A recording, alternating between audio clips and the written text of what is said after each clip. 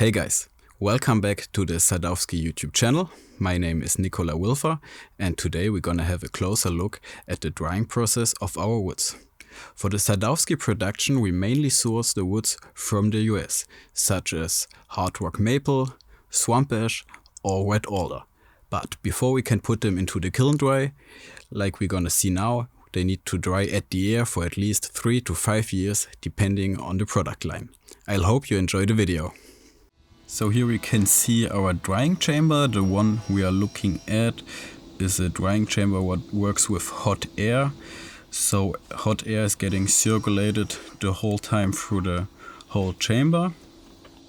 At the beginning we're gonna look at the unloading process, as it's a rotating process and we always have wood inside. There's always wood what we need to unload before we can fill up new wood. So here we need to place the grids what got rails on it. We connect the platform to the forklift so we can pull it out smoothly. This is what we see here now. So the wood what we pull out now is been in there for 2 to 3 weeks. This is always depending on the moisture level and the species of the wood. If we dry some of our more exotic and dense wood, what we mainly use for the custom shop, it could be that the wood stays in there for 4 to 6 weeks. Since we buy all of our wood not cut it and we do all of the rough cutting by ourselves, all of the woods we buy are not dried.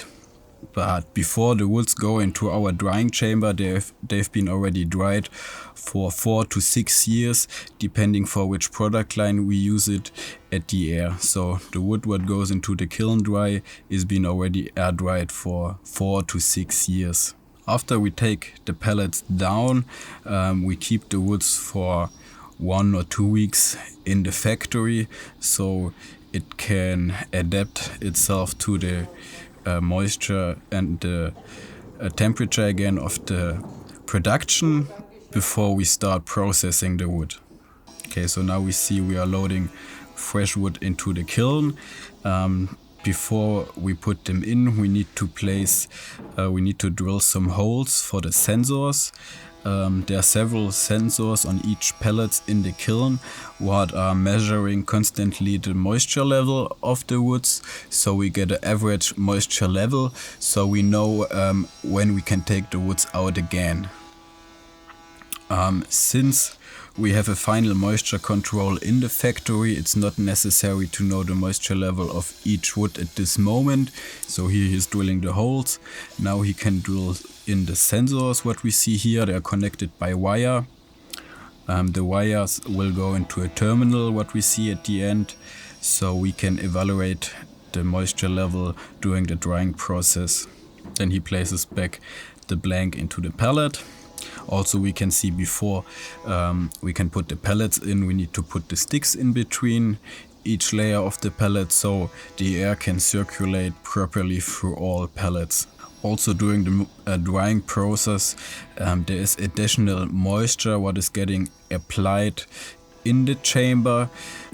This we need to do so the wood doesn't dry too fast, because it's really important to dry the wood slowly and not really fast, because if you do it fast then you get tensions and cracks, and that's why you need to do it really slowly and careful. When you apply the sensors, in each pellet we have one sensor.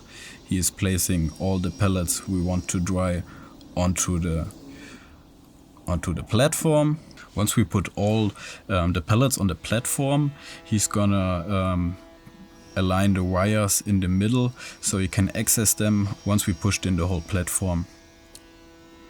Now he got all the wires in the front, and after the final one we will be able to push it back in.